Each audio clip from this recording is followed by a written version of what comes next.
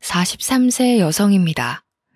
남들과 다를 바 없이 평범하지만 행복한 결혼 생활을 하는 정말 평범한 여자였죠. 그런데 저는 한 남자 때문에 가정이 파탄나고 말았습니다. 제 결혼 생활이 엎어지도록 어처구니 없는 상황을 만든 사람은 다름 아닌 시아버지였는데요. 제가 이렇게 된 건 시아버지의 은밀한 유혹을 과감하게 뿌리치지 못해서 해서는 안 되는 거래를 했던 제 잘못일지도 모릅니다. 저도 사람이고 여자인지라 그런 은밀한 유혹을 차마 거절하지 못했고 시아버지가 파놓은 함정 속에 빠져버리고 만 것입니다.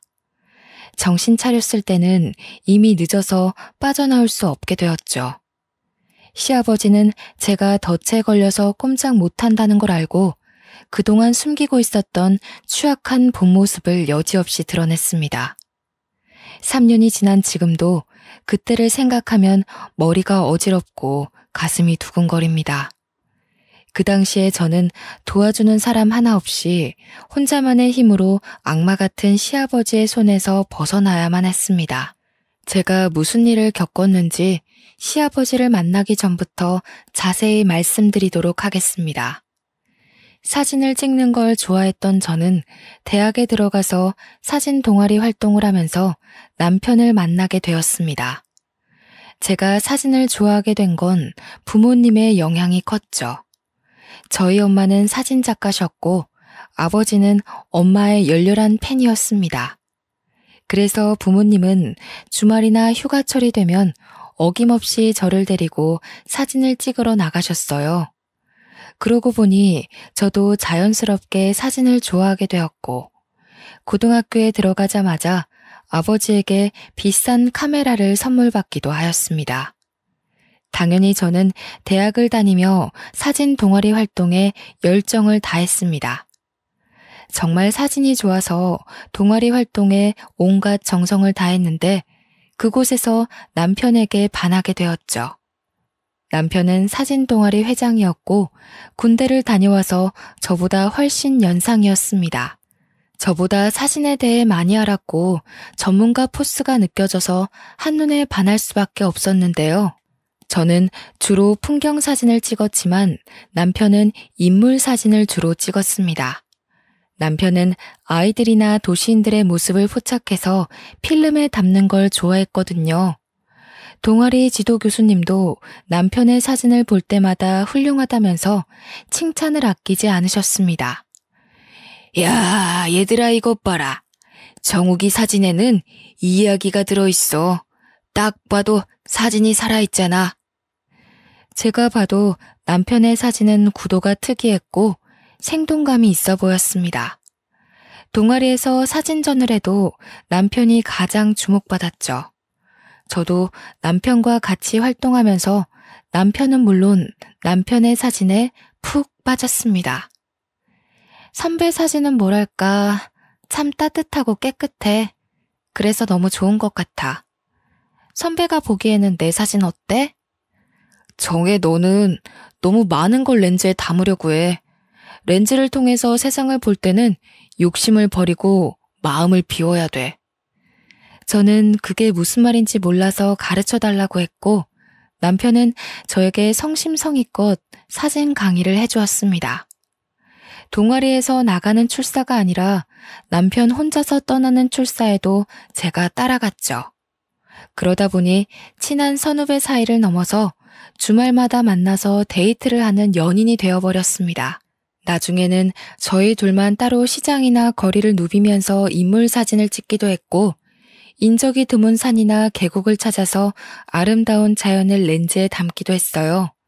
그리고 남편이 졸업을 할 무렵에 제게 프로포즈를 했습니다. 남편의 프로포즈는 독특했어요. 사진을 찍는 사람답게 저를 곁에서 지켜보면서 찍은 여러 장의 사진들을 모아서 주었습니다. 남편의 사진 속에 담겨있는 제 모습을 보니 부끄럽기도 했지만 제가 특별하게 느껴지더군요. 그래서 결혼하자는 약속을 하고 남편이 직장을 구하자 바로 식을 올렸습니다. 이제 남편을 내조해주며 화목한 가정을 꾸리면 되겠다 싶었는데 그때부터 문제가 생겨버렸습니다. 시아버지께서 결혼하면 시댁에 들어와 살라고 하시더라고요. 저는 당연히 분가할 줄 알았는데 느닷없이 시댁살이를 하라고 하니까 당황스러웠습니다. 시댁에 와서 살라고요? 상견례 때는 그런 이야기 없으셨잖아요. 그걸 미리 말해야 하니? 넓은 집 놔두고 돈 들여서 새 집 구할 필요는 없잖아. 그리고 나도 며느리가 차려주는 밥상 한번 받아보자. 시아버지의 말에 저보다 시어머니가 먼저 반기를 드셨습니다. 요즘은 며느리가 들어와 살겠다고 해도 시부모가 눈치 보기 싫어서 나가라고 하는 거 몰라요?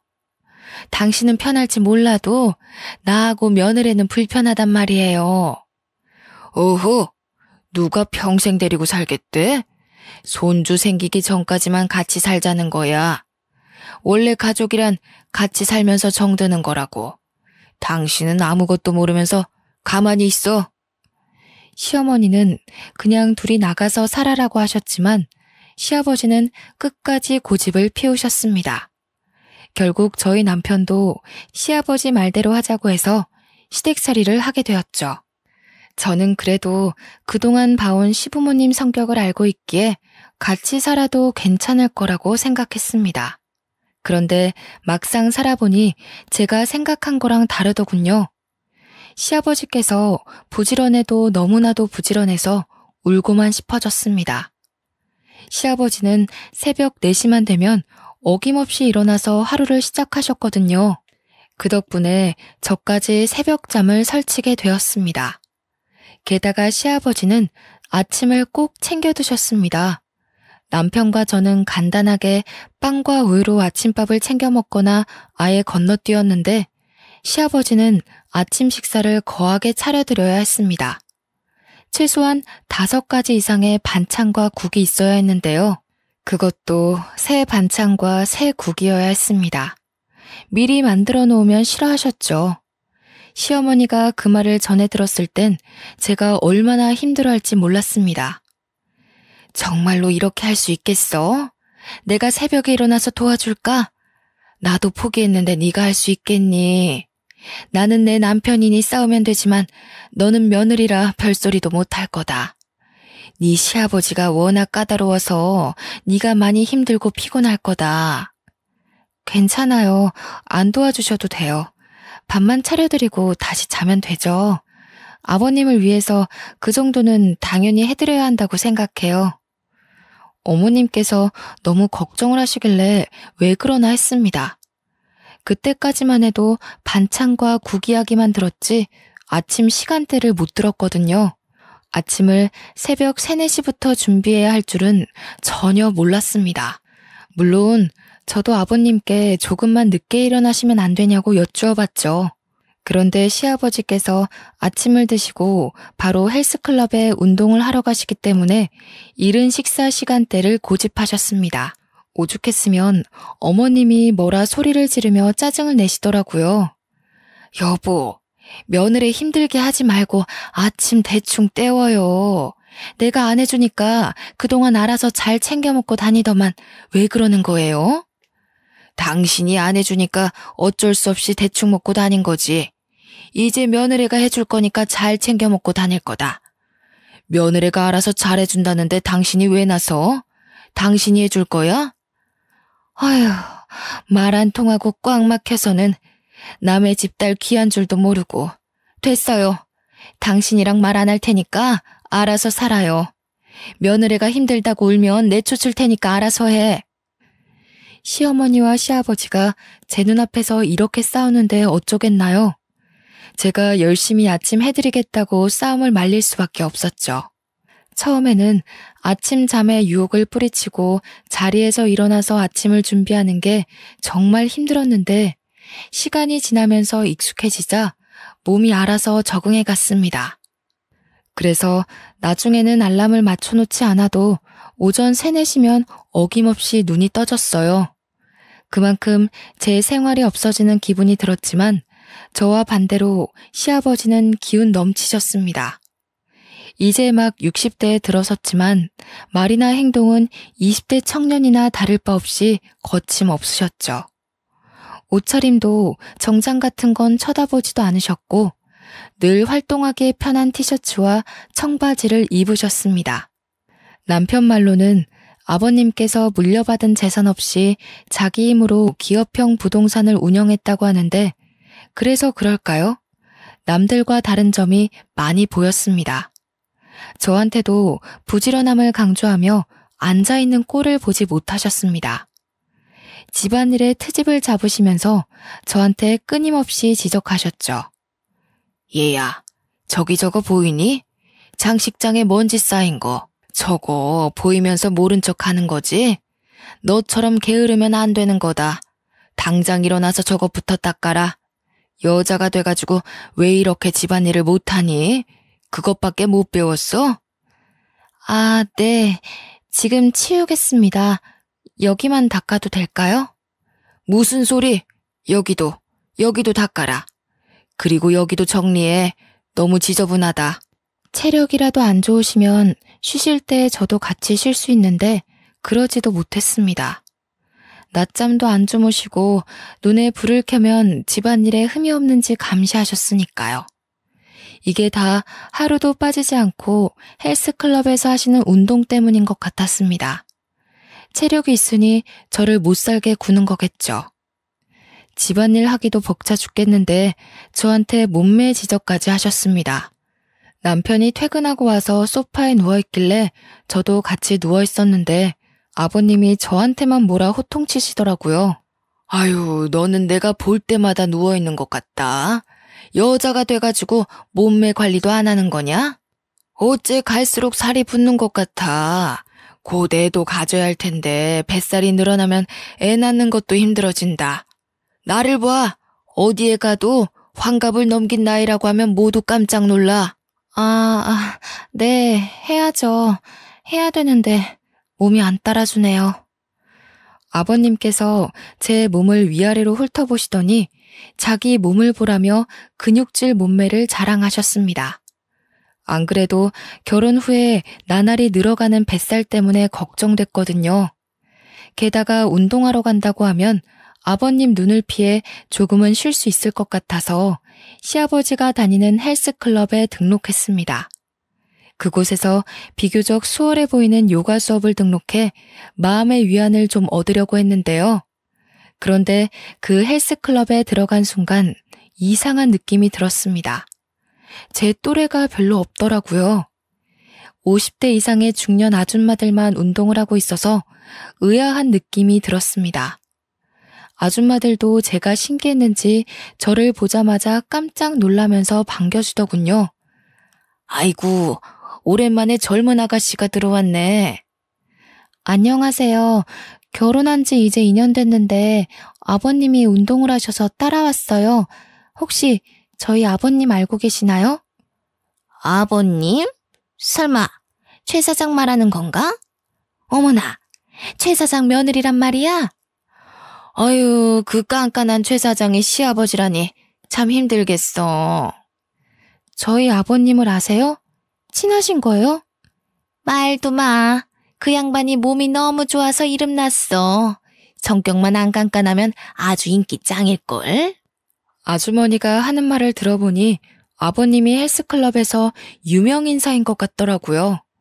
몸을 만들려는 중년 남자들이 제법 많아서 아줌마들이 운동은 제쳐두고 남자들이 운동하는 걸 구경하는 것 같았습니다. 그렇게 헬스클럽을 다니면서 아주머니들과 수다를 떨게 되었는데요.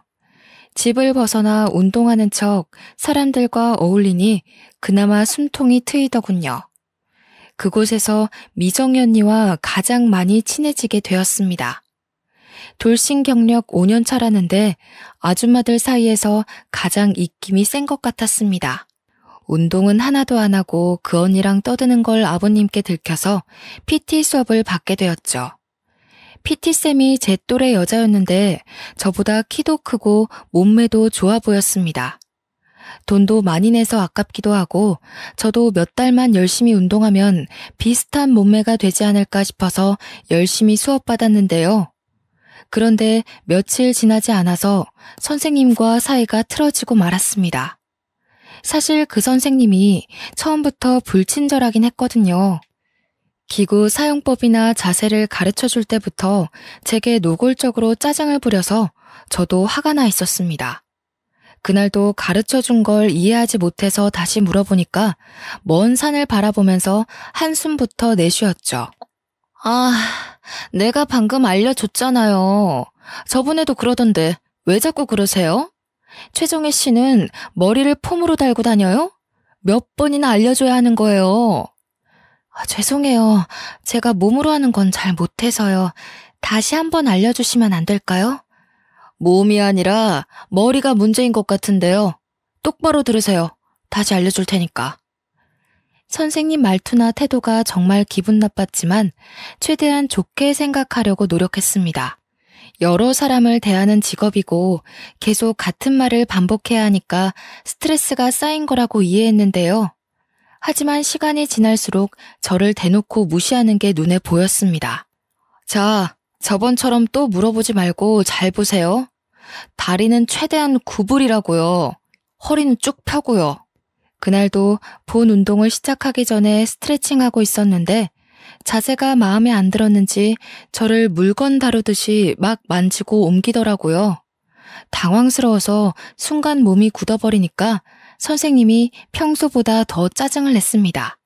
아니, 움직이라고요. 그게 아니잖아요.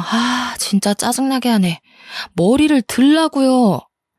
그 여선생이 화가 난 듯 신경질적으로 소리를 치면서 제 머리채를 잡아당겼습니다. 아무리 좋게 생각해도 이건 아니라는 생각이 들어서 저도 소리를 지르기 시작했습니다. 지금 뭐 하시는 거예요? 보자 하니까 정말 저한테 지금 화풀이 하시는 거예요? 제가 처음으로 소리를 지르면서 난리를 피우는데 선생은 눈 하나 꿈쩍하지 않았습니다. 당연히 사과할 줄 알았는데 뭐가 문제냐는 듯 팔짱을 끼고 저를 멀뚱하게 쳐다보더라고요. 뭐가요? 지금 그쪽이 못해서 이러는 거 아니에요. 운동을 하자는 거예요? 말자는 거예요? 아니, 운동 가르친다고 머리채 잡아당기고 소리 지르고 이래도 되는 거예요? 이런 일이 한두 번도 아니고 당장 사과하세요. 최정혜 씨가 말귀를 못 알아들으니까 직접 몸으로 보여준 것뿐이에요. 제가 왜 사과를 해야 되죠? 사과는 그쪽이 해야 하는 거 아니에요? 뭐라고요? 진짜 미친 여자 아니야. 뭐 이런 게 다 있어? 나 사과 받고 환불 받을 거니까 당장 팀장 불러와. 제가 선생한테 삿대질을 하면서 소리를 질러대니까 아줌마 부대가 몰려오더군요. 트레이너 팀장도 제 목소리를 듣고 급히 달려오는 게 보였습니다. 저는 사람들 앞에서 당한 일들을 그대로 말했지만 저한테 갑질을 해댄 선생은 제가 하는 말이 거짓말이라고 하더라고요. 팀장은 누구의 편도 들지 못한 채 난처한 표정을 짓고 있었습니다. 그때 미정희 언니가 나서서 CCTV가 달린 곳을 가리키며 말하였습니다. 팀장님, 왜 가만히 서 있는 거야? 둘 다 하는 말이 다르면 CCTV부터 확인해야지. 팀장이 CCTV를 확인해보겠다고 하니까 그 자리에 있던 모든 사람들이 사무실로 우르르 몰려갔죠. CCTV 영상을 재생시키니 역시나 선생이 제게 저지른 짓이 그대로 드러났습니다. 어머, 세상에 저게 뭐야? 머리채를 잡고 삿대질까지 하네. 선생님 원래 그런 사람이었어? 어휴, 뭐야, 무서워서 못 쓰겠네. 정말이네. 잘하면 한 대 칠 기세야. 너무 무섭다. 도대체 왜 그런 거야? 우리한테는 그런 적 없잖아. 우리보다 어려서 만만했던 건가? 아니, 그게 아니라 저는 잘 가르치려고 했는데요. 뭘 잘 가르치려고 했어? 딱 봐도 머리채 잡고 삿대질밖에 안 했구만. 맞아. 정신 나간 거 아니야? 동네에 소문내서 장사 못하게 해줄까? 아줌마들이 소문내자면서 수군거리기 시작하자 팀장이 그 선생에게 정중히 사과하라는 지시를 내렸습니다. 그제서야 그 선생이 마지못해서 사과를 하더군요. 저는 환불해달라고 했다가 팀장의 설득에 넘어가 담당 트레이너를 교체하기로 했습니다. 팀장은 제게 다른 남자 트레이너를 붙여주었는데요. 그 뒤로 그 버릇없는 여선생과 마주쳐도 인사도 하지 않고 외면하게 되었습니다. 미정희 언니도 저만 보면 그 여선생을 엄청나게 씹더라고요. 야, 저 봐라. 너 무시하고 지나가는 거 회원이면 웃으면서 인사해야 하는 거 아니니? 안 그래도 저 여자 마음에 안 들었어. 말도 함부로 하고 행실이 아주 개판이었거든. 미정희 언니는 그 선생이 얼굴도 반반하고 몸매도 좋다고 남자 회원들에게 인기가 많은 것만 믿고 아나무인으로 설쳐댄다고 뒷담을 해댔습니다. 저는 그 말을 듣고 맞장구를 쳐주며 예전에 당한 서름을 풀었죠. 많아요, 언니. 저 여선생 때문에 기분 나빴던 적 진짜 많아. 언니 없었으면 이미 그만두고 안 왔을 거예요. 너한테만 그러는 게 아니라 여자들한테는 아주 밥맛 없이 굴더라. 우리 클럽에 남자들이 많이 꼬이는 건 전부 저 여자 때문이야. 남자들한테만 잘해줘서 이상한 소문까지 돌더라니까.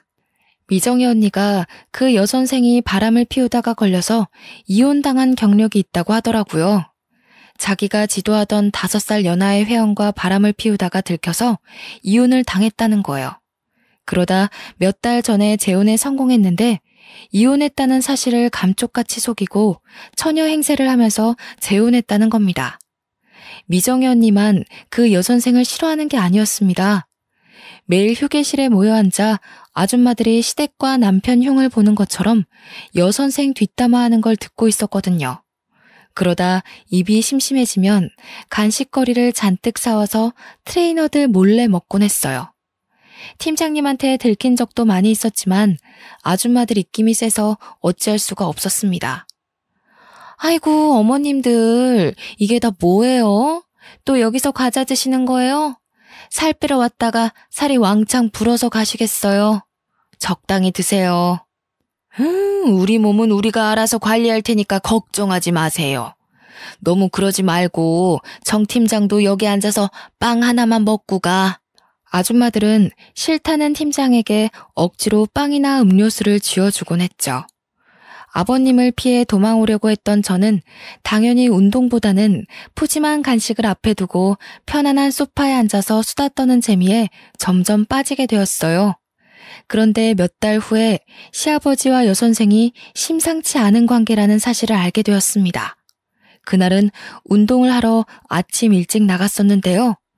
원래 이른 새벽부터 점심때까지 집안일을 하고 오후에 헬스클럽에 나갔었는데요.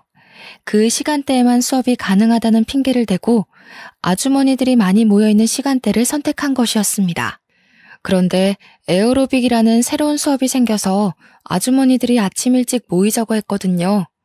오랜만에 만반의 준비를 하고 나갔는데 너무 이른 시간대 수업이라서 그런지 아주머니들이 거의 못 오셨더라고요. 그나마 온 분들도 피곤하다고 집에 가겠다고 하길래 휴게실에 잠깐만 앉아 있으려고 했습니다. 집에 가면 아버님이 있을까봐 조금만 더 있다가 가려고 했죠. 그런데 휴게실에 들어가니 시아버지와 여선생이 딱 붙어있는 거 보고 깜짝 놀랐습니다. 아버님과 여선생도 놀라서 얼른 떨어져 앉더군요. 아니, 새끼 네가 이 시간에 웬일이냐? 원래 이 시간대에 안 나오지 않아? 에어로빅 수업이 새로 생겼길래 그거 들으려고 왔어요. 저는 이만 가볼게요. 아버님한테 무슨 말을 해야 할지 모르겠더라고요. 충격을 너무 많이 받았는지 머릿속이 새하얘져서 급히 휴게실에서 나와버리고 말았습니다. 둘 사이가 정말 수상하다는 생각했지만 확실한 증거가 없으니까요. 시아버지를 추궁할 수 없는 노릇이라 증거를 찾으려고 노력했습니다. 그날 이후로 아버님 뒤를 졸졸 따라다니며 어딜 돌아다니나 확인했는데요. 얼마 후에 둘이 내연관계라는 확실한 증거를 잡게 되었죠. 시아버지와 여선생이 헬스장 근처의 모텔에서 나오는 걸 보게 된 겁니다. 저는 당연히 그 순간을 사진으로 남겨두었는데요. 집에 돌아온 저는 어떻게 해야 할까 고민이 되었습니다. 제가 다 말하면 어머님이 어떻게 될지 걱정되더군요. 하지만 제가 숨기고 있다가 가정이 더 망신창이로 파탄날 것 같아서 아버님과 대화를 나누기로 결심했습니다. 아버님이 운영하고 있는 사무실로 찾아가 할 말이 있다고 했죠. 새끼 네가 내 회사는 웬일이냐? 할 말이 있다는 연락은 받았다만 설마 그 일 때문에 그러니? 아버님도 잘 아시네요. 여기서 할 이야기는 아닌 것 같은데 나가서 이야기해요.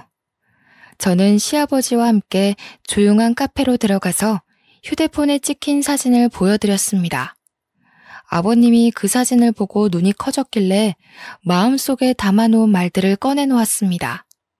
아버님, 대체 이게 뭐 하는 짓이에요?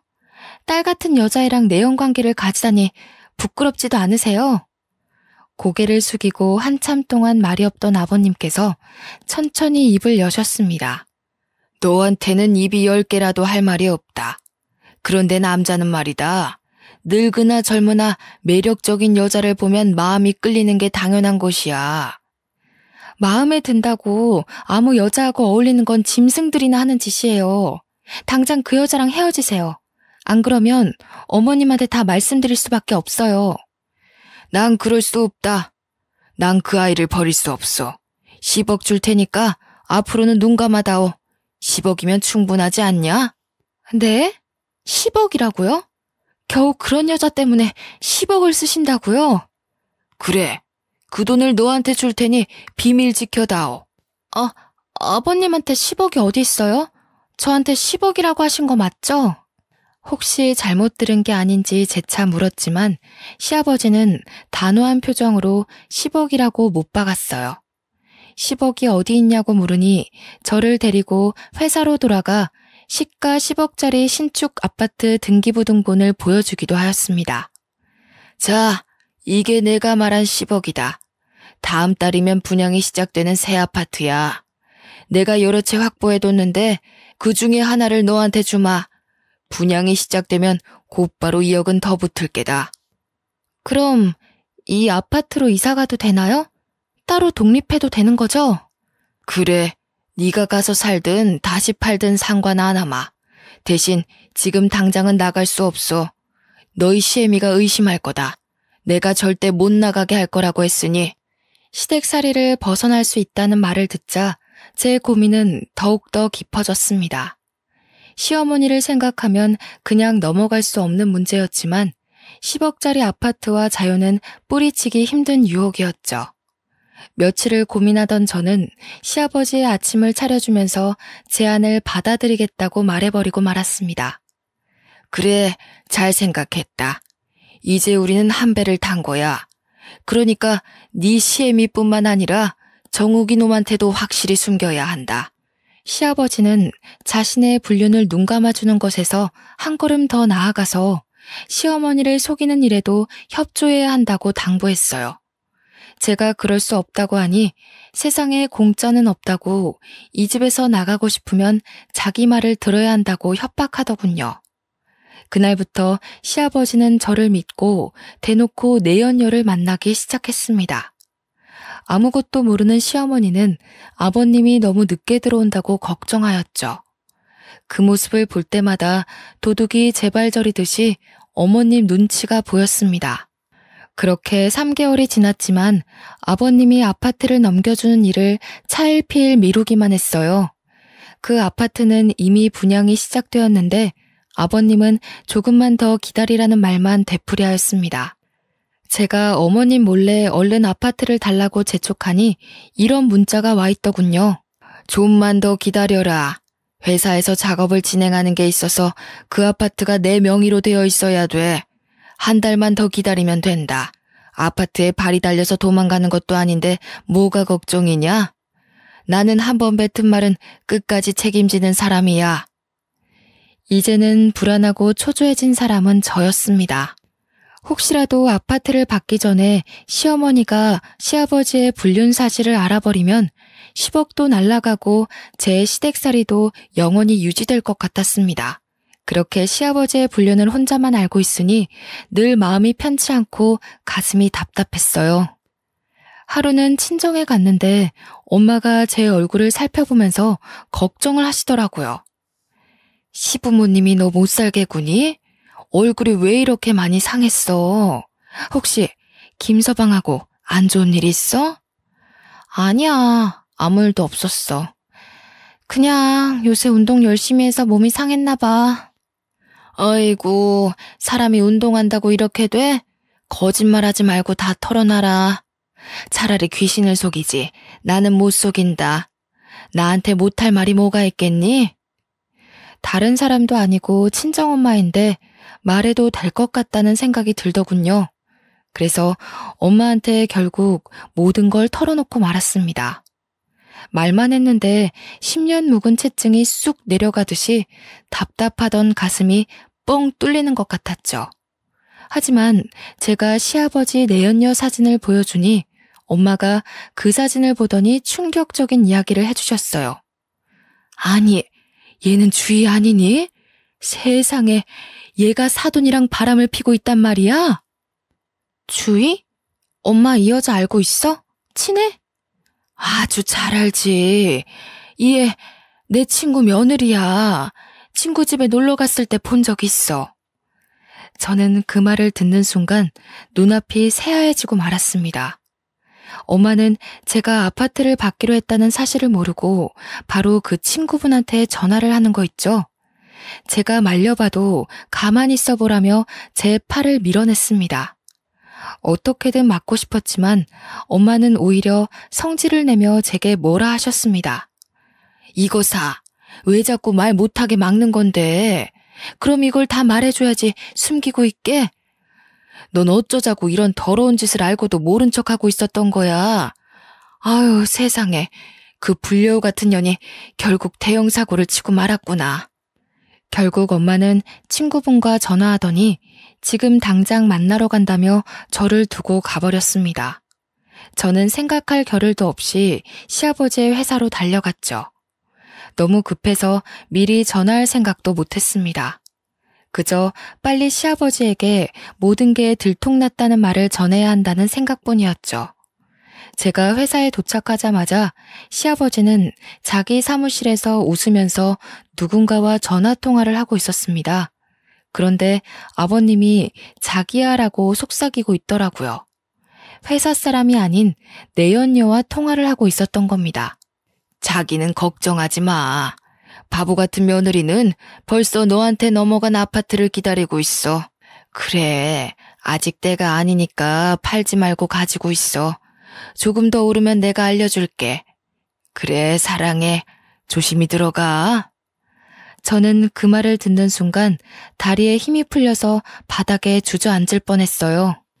제게 주기로 했던 아파트는 이미 내연녀 차지였던 겁니다. 처음부터 시아버지는 저를 가지고 놀았던 거죠. 저는 집으로 돌아오자마자 쓰러지듯 침대에 엎어졌고 눈에서는 눈물이 흘렀어요. 10억이 날아가 버려서가 아니었습니다. 돈에 눈이 멀어서 시아버지가 파놓은 함정에 빠져버린 제가 너무 원망스러웠거든요. 한참을 울고 난 다음에 이제라도 어머님께 모든 걸 말하고 용서를 빌어야겠다고 마음먹었습니다. 그래서 외출하고 돌아온 시어머니에게 죄송하다고 빌었죠. 어머님, 정말 죄송해요.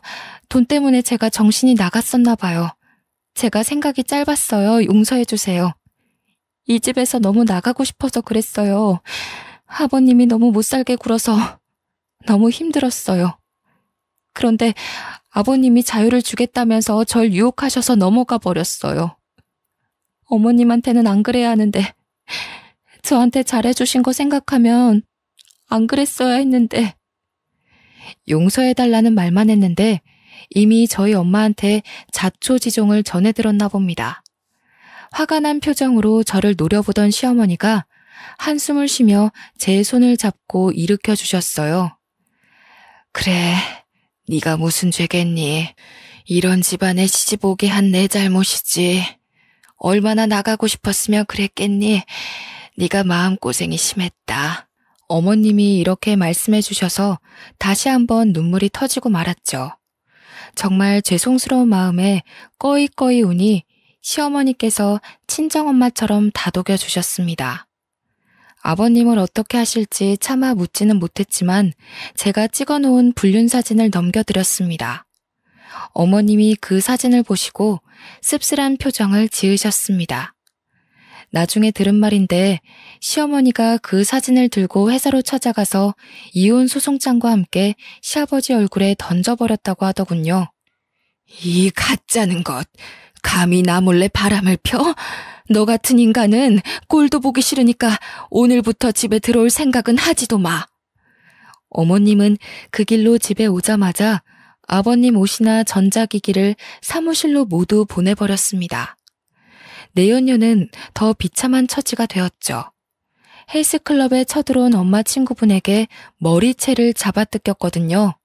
사람들 앞에서 불륜녀라는 소문이 쫙 퍼져서 헬스클럽에서도 해고 통보를 받았습니다. 시어머니는 여선생을 상대로 상간녀 소송을 해서 시아버지가 준 아파트를 받아냈습니다. 그런데 시어머니가 그 아파트를 제게 넘겨주시더군요. 이제 시댁살이 그만하고 여기 가서 살아라. 그리고 사람은 돈을 보면 누구나 욕심이 생기는 법이야. 네가 가진 게 없으니 그런 유혹에 넘어갔을 거라고 생각한다. 이제부터는 절대로 돈 때문에 사람의 도리를 저버리는 행동은 하지 마라. 정말 감사합니다, 어머님. 하지만 이제 저 못 살게 구는 아버님도 없는데 어머님 모시고 살게요. 어머님 모시고 살면서 어머님 속인 죄 갚아야죠. 네 뜻이 그렇다고 그래라. 나가고 싶으면 언제든지 나가도 되니까 나 신경 쓰지 말고. 알겠지, 우리 아가? 어머님이 저를 꼭 안아주면서 이렇게 말씀하시길래 죄송하다는 말을 또 전해 들었죠. 어머님과 살면서 전해 들은 건데 이혼 소송 결과 시아버지는 시어머니에게 엄청난 위자료를 물어야 했습니다. 그 위자료로 저희 부부와 시어머니가 풍족하게 살고 있었는데 또 난리가 나고 말았습니다. 시아버지의 내연녀가 제게 복수를 시작한 겁니다. 저 때문에 두 번째 이혼을 당하고 가정이 파탄났으니 제 가정도 깨버리려고 의도적으로 남편에게 꼬리를 친 거였죠. 그 사실을 알게 된 연유도 웃겼습니다. 운동에 관심이 없었던 남편이 벼랑간 헬스클럽을 다니겠다고 했는데요. 당연히 제가 다니고 있는 헬스클럽으로 올 줄 알았는데 굳이 먼 곳으로 다닌다는 것이었습니다. 그래서 남편 뒤를 밟아봤는데 남편이 다닌다는 헬스클럽에 그 여선생이 헬스 트레이너로 있다는 사실을 알게 되었습니다. 불길한 느낌이 들어서 남편의 휴대폰을 뒤져서 증거를 찾아내보았죠. 역시나 남편은 그 여선생과 문자를 주고받으니 사적으로 만나고 있었습니다. 그 문자들을 보여주며 남편을 추궁하니 남편이 모든 걸 실토하고 말았습니다. 그 여선생이 남편 회사 근처에 서 있다가 번호를 땄으며 운동을 가르쳐주겠다고 불렀다는 사실을요. 하지만 저는 여선생의 유혹에 넘어갈 뻔했던 남편을 용서하기로 했습니다. 따지고 보면 저도 참 속물이었으니까요. 제가 시아버지와의 거래에 응했던 것처럼 남편도 그런 거라고 생각했습니다. 남편이 저처럼 무릎 꿇고 눈물로 속죄했으니 받아주기로 했는데요. 하지만 돈 때문에 아버지 뻘 되는 남자와 놀아났으면서 자기 잘못은 전혀 인정하지 않고 멀쩡한 가정을 파탄내려고 작정한 여자는 용서할 수 없었습니다.